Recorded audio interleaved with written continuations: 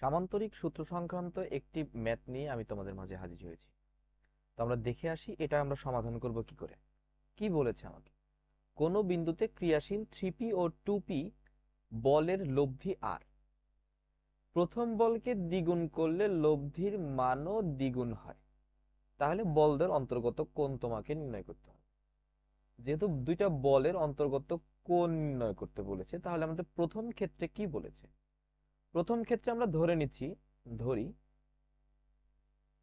ধরি এই 3p ও 2p বলের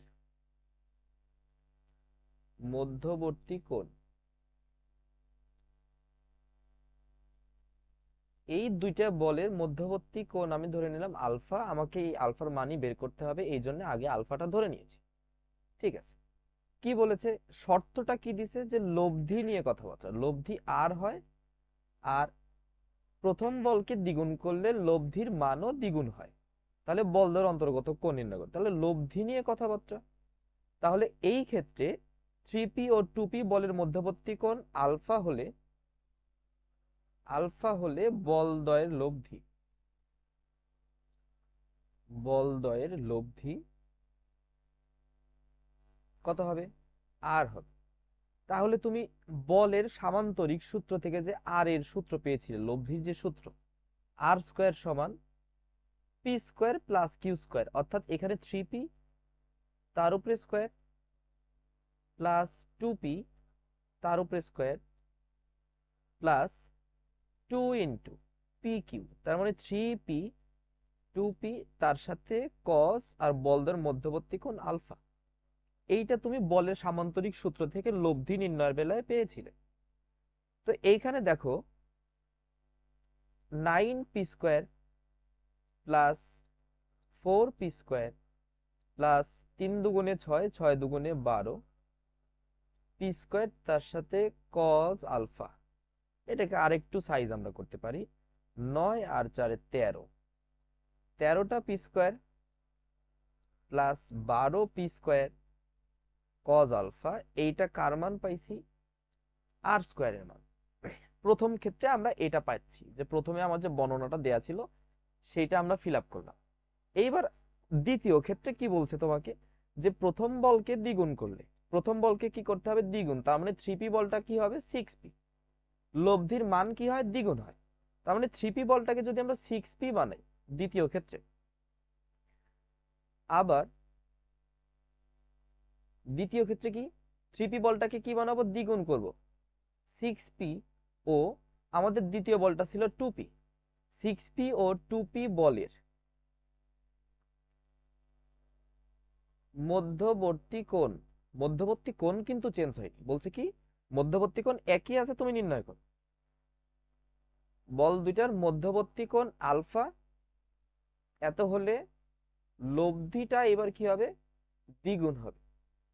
শর্ত, প্রশ্নের যে শর্ত আমাদের বলেছিল যে প্রথম বলকে দ্বিগুণ করো, তাহলে লব্ধিও দ্বিগুণ হবে, আলফার মান বের করতে হবে। তাহলে লব্ধি হবে কি 2r, তাহলে লব্ধি স্কোয়ার, বলের সামান্তরিকের লব্ধি নির্ণয়ের সূত্র, লব্ধি স্কোয়ার সমান প্রথম বল তার উপরে স্কোয়ার প্লাস দ্বিতীয় বল তার উপরে স্কোয়ার প্লাস 2 ইন্টু প্রথম বল ইন্টু দ্বিতীয় বল আর বল দ্বয়ের মধ্যবর্তী কোণ। তাহলে কত হচ্ছে 4r স্কোয়ার, এটা সমান তুমি এখান থেকে 36p square plus 4p square plus এখানে 4 ছক 24 পি স্কোয়ার কজ আলফা। হিসাব করো তো, 4r স্কোয়ার 36p আর 4টা মিল করে 40টা P square plus 24p square cos alpha. আমি যদি দুই সাইডে 4 দিয়ে ভাগ করি, তাহলে এই পাশে থাকবে আর স্কোয়ার সমান 4 দিয়ে ভাগ করছি, তাহলে 10p square plus 6p square cos alpha. এটার নাম্বার তুমি দাও 2 নাম্বার। খুবই সহজ, খুবই সহজ। লব্ধির যে কথাটা বলছে তোমাকে, সেই লব্ধির সূত্র তুমি প্রয়োগ করো, এবার অঙ্ক তোমার হয়েছে। 1 নাম্বার সমীকরণেও আর স্কোয়ার পেয়েছো, 2 নাম্বার সমীকরণেও তুমি আর স্কোয়ার পাইছো, তাহলে 1 নাম্বারও যা 2 নাম্বারও তাই, তাহলে 1 আর 2 কি সমান না? তার মানে এই যে 13টা পি স্কোয়ার তুমি পাচ্ছ, এই যে এই 13টা P square cos square alpha এটা তুমি পারলে, এই মানটা এই মানটা আর আমাদের এই মানটা কি সমান না? 2 নম্বরে যেটা ছিল এটা কি সমান? তাহলে এই দুইটা সমান তথ্য থেকে আমরা আমাদের আলফার মানটা কিন্তু বের করে নিব। 1 ও 2 হতে পাই, 1 ও 2 থেকে কি পাচ্ছি? দুইটাই তো আর স্কোয়ার ছিল, তাহলে দুই পক্ষই সমান। এই জায়গাতে পি স্কোয়ার আলাদা করো, কজ আলফা আলাদা করে দাও। তাহলে এই পি স্কোয়ারটাকে এই পাশে নিয়ে আসো, 13টা পি স্কোয়ার ছিল এই পাশে, 10টা এই পাশে নিয়ে আসো, তাহলে কয়টা পি স্কোয়ার? 3টা পি স্কোয়ার।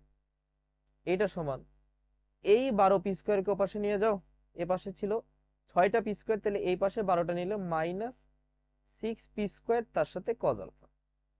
পি স্কোয়ার কেটে দাও, কজ আলফা সমান কিন্তু তুমি লিখতে পারো কি -1/2। এইবার কজ আলফা সমান কস কত ডিগ্রির জন্য -1/2 হয়, শিফট অফ কজ ইনভার্স -1/2 দাও, দেখো ক্যালকুলেটর তোমাকে দিবে 120, অথবা তুমি মনেই রাখবা 120 ডিগ্রির জন্য -1/2 হয়। অতএব আলফা ইকুয়ালস টু তুমি কত পাচ্ছ? 120 ডিগ্রি। তোমাকে তো আলফার মানই বের করতে বলছে, এইটাই তোমার কিন্তু অ্যান্সার। একটু রিভিউটা নেওয়া আবার ছোট্ট করে,